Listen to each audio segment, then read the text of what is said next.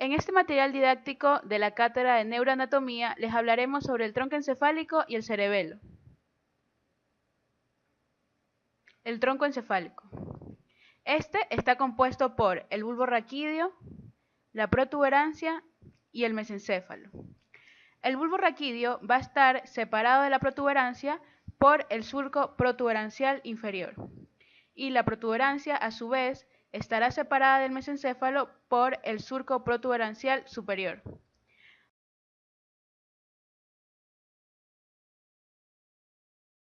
Empezaremos con la cara anterior del bulbo raquídeo. Primero que nada encontramos un surco muy particular que se ubica justo en medio de la cara anterior del bulbo, al que llamaremos surco medio anterior, por donde a su vez pasa la arteria espinal anterior. Luego, lateralmente, al surco encontramos la gran pirámide vulvar, seguida lateralmente por el surco preolivar, donde cabe destacar que el origen de su nombre se debe a que se encuentra antes de la oliva, que es esta estructura que encontramos aquí, que corresponde a la representación macroscópica del complejo olivar inferior. Después, y siguiendo el mismo sentido hacia el lateral, encontramos el surco retroolivar, cuyo prefijo retro significa hacia atrás. Y como es en este caso, nos acercamos más hacia la cara posterior del bulbo, es decir, hacia atrás. Luego, y aproximadamente por encima de la oliva vulvar, encontramos la llamada fosita supraolivar, que en presencia de un cerebelo deja de llamarse de esa forma y recibe el nombre de ángulo pontocerebeloso.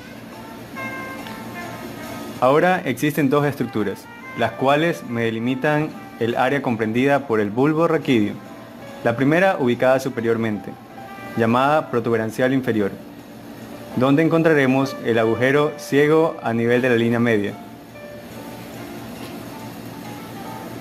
Asimismo, en la parte inferior encontramos a la decusación motora, como el límite inferior del bulbo raquídeo.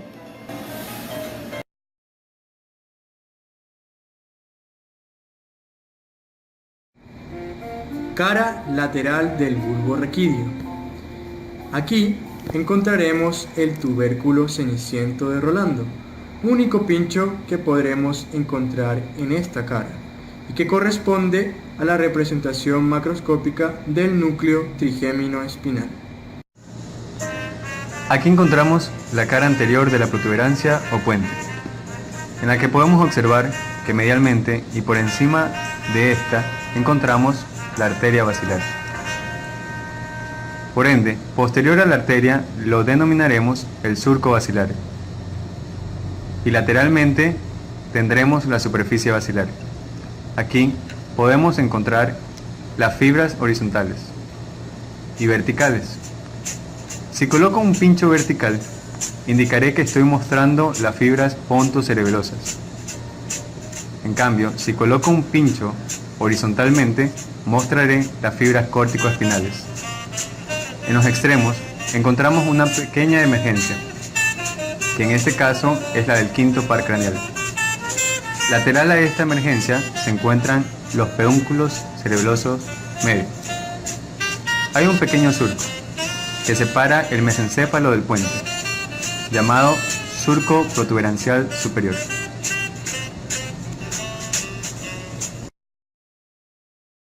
Cara anterior del mesencéfalo.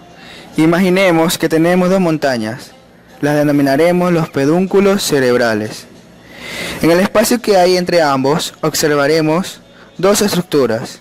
Si el pincho es vertical, indicaré que esta es mi fosa interpeduncular.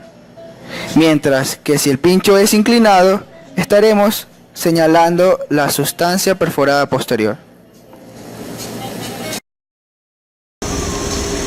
Cara superior del mesencéfalo. Inmediatamente superior a los pedúnculos cerebrales encontramos a los pies de los pedúnculos. Detrás de los pies de los pedúnculos observaremos una línea oscura llamada la sustancia negra o locus niger. Asimismo, veremos a dos círculos llamados los núcleos rojos de función netamente motora. Como podemos ver, hay un pequeño orificio, el cual tiene la función de comunicar el tercer ventrículo con el cuarto ventrículo, al que llamaremos acueducto de Silvio. Todo lo que rodea a este lo llamaremos la sustancia gris periacueductal. Posterior a este agujero encontraremos la comisura blanca posterior, donde pasa la fibra del reflejo fotomotor, y por detrás de la comisura blanca posterior encontraremos la fosita avenular. Todo pincho en las partes más claras de esta cara que no sean los elementos señalados los denominaremos calota mesencefálica.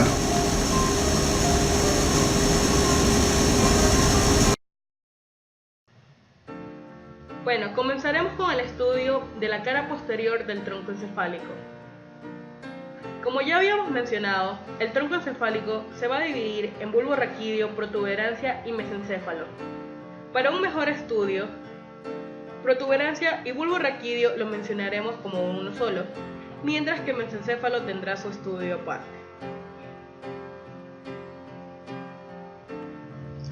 Para un mejor estudio de la fosa romboidea, trazaremos dos líneas imaginarias. Mi línea vertical representará al surco del cálamo escritorio, mientras que mi línea trazada de forma horizontal representarán a las barbas del cálamo escritorio o estrías acústicas. La fobia superior y la fobia inferior trazarán un surco, el surco limitante. Este surco posee dos ramas, dando así la clasificación de mi trígono del hipogloso y mi trígono del vago. Superior a ellos tendré mi trígono vestibular.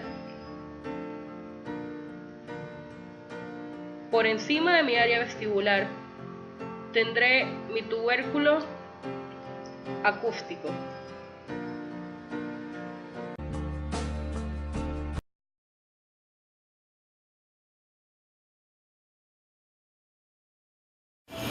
Para el estudio de la cara posterior, comenzaremos con un surco ubicado justo en el medio de esta, parecido al surco que encontramos en la cara anterior del bulbo, por la similitud de ubicación y que por lo tanto recibe el nombre de surco medio posterior. En sus porciones inferiores y siguiendo hacia lateral, encontramos el fascículo de Gol o grácil. Siguiendo el mismo sentido, nos encontraremos con un surco denominado surco intermedio posterior, y lateral a este, el fascículo de Burdach o cuneiforme. Hacia las porciones superiores del fascículo de Gol y Burdach, entrando en proximidad con el inicio de lo que llamamos la fosa romboidal, encontramos el tubérculo de Gol, ubicado en la porción superior del fascículo del mismo nombre. Asimismo, lateral a este, podremos observar el tubérculo de Burdach, que de la misma forma se encuentra en la porción superior del fascículo del mismo nombre, siendo ambos la representación macroscópica de los núcleos de Gol y Burdach. Hacia la parte superior y ocupando la porción media de la cara posterior encontramos la fosa romboidal, cuyo nombre se debe a la similitud con un rombo y que corresponde al denominado piso del cuarto ventrículo, la cual podemos dividir tanto en una porción inferior que se corresponde a su vez con el bulbo raquídeo y una porción superior que se corresponderá con la protuberancia anular. Comenzaremos el estudio de la fosa romboidal con su porción vulvar.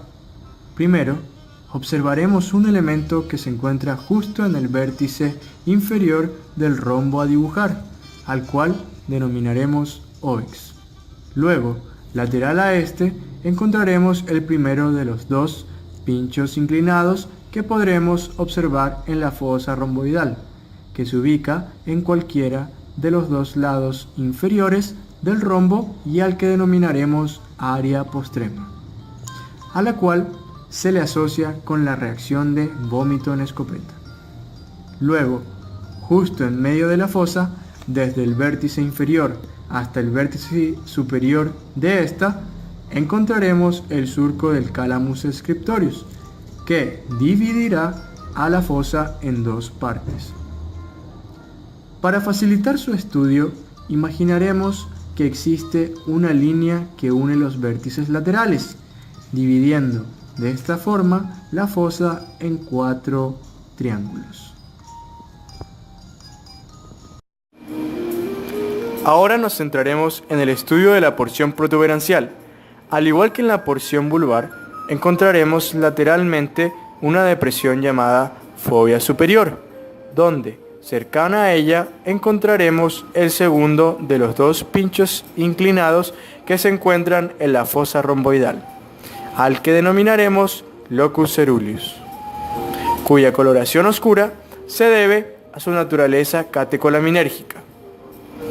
Luego, por encima de la línea imaginaria que antes habíamos trazado, pero junto al surco del Calamus scriptorius, encontraremos una pequeña protuberancia llamada eminencia teres o colículo facial, que corresponde a la representación macroscópica de las fibras del nervio facial envolviendo al núcleo del óculo motor externo, donde por encima de esta encontraremos una estructura denominada cordón teres.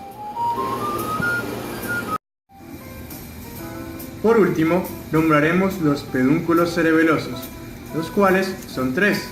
El primero que veremos será el pedúnculo cerebeloso medio, que se caracteriza por su gran tamaño, como lo observamos aquí, cuya función es conectar el cerebelo con la protuberancia.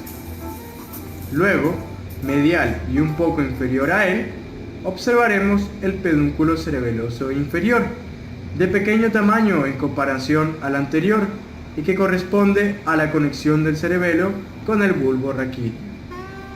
Por último, en la porción superior, cercano a los lados superiores de la fosa romboidal, podremos observar al pedúnculo cerebeloso superior, que conecta el mesencéfalo con el cerebelo y que muchas veces dificulta la visión del locus ceruleus. Cara posterior de mesencéfalo. Lo primero que podemos observar es el velo medular superior, donde se decusa el cuarto par. Arriba de este observamos una pequeña estructura que tiene forma de frenillo. Debido a esto se denomina frenillo de la válvula de Bussems. Luego observamos los colículos inferiores y superiores. Y en medio de este se observa el surco cruciforme, que se continúa como surco interbraquial y divide a los brazos conjuntivales superior e inferior, que es la continuación de los colículos, tanto superior como inferior.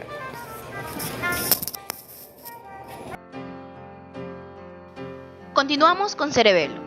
El cerebelo se divide en hemisferios cerebelosos y vérmix, conocido también como árbol de la vida. Cabe recalcar que vérmix significa gusano. Ahora, para una mejor comprensión en el aspecto de macro, tenemos aquí una pequeña tabla que los podrá ayudar a ubicarse. Vermis. En vermis comenzaremos con la língula, que no tiene representación en hemisferio, pero casi siempre está adherida al velo medular superior. Continuamos con el lobulillo central, que tiene su representación en hemisferio con el lobulillo central alar, pero en esta ocasión no logramos observarlo. El culmen, que en los hemisferios cerebelosos tiene relación con el lobulillo cuadrilátero anterior. El declive, que asimismo tiene correspondencia en los hemisferios en el lobulillo cuadrilátero posterior. Ahora tenemos el folium. Este consiste en apenas una hoja de vermis y se representa en los hemisferios con el lobulillo semilunar superior o cruz 1. Enseguida de este tenemos el túber,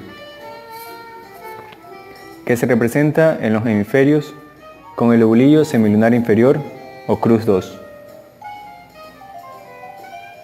Y junto a él, el lobulillo delgado.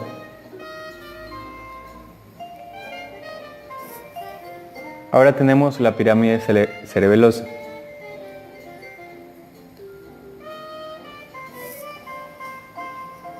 que se relaciona en los hemisferios con el lobulillo digástrico. La úvula se representa en hemisferio con la amígdala cerebelosa. Y para terminar, en vermis tenemos al nódulo, que tiene su representación en los hemisferios con flóculo, que está situado inmediatamente abajo del punto en el que el pedúnculo cerebeloso medio penetra en el cerebelo.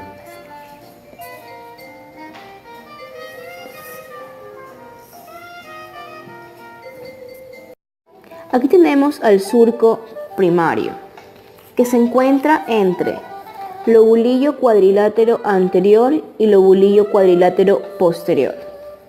Luego tenemos al surco postclival, que se encuentra entre lobulillo cuadrilátero posterior y cruz 1. Luego tenemos al surco horizontal, que se va a encontrar entre cruz 1 y cruz 2. Continuamos y tenemos al surco prepiramidal, que se va a encontrar entre lobulillo delgado y lobulillo digástrico. Y finalmente tenemos al surco posterolateral, que es este de aquí. Todo esto. Y se va a encargar de comunicar al nódulo con el flóculo, formando así el arquicerebelo, que es una parte más vieja del cerebelo.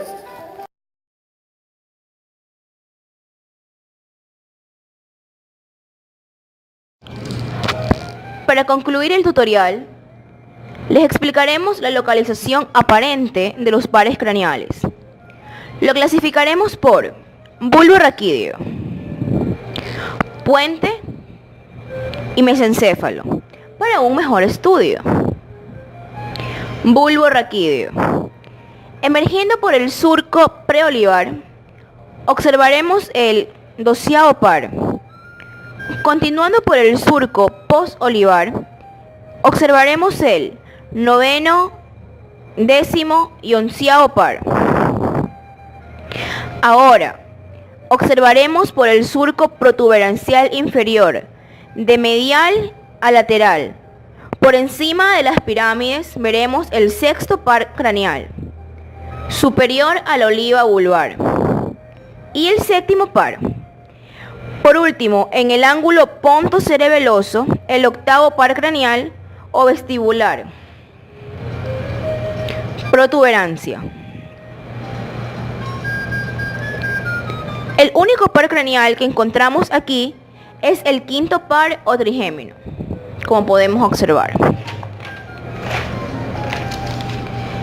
En el mesencéfalo, por la fosa interpeduncular, emergerá el 3er par u óculo motor.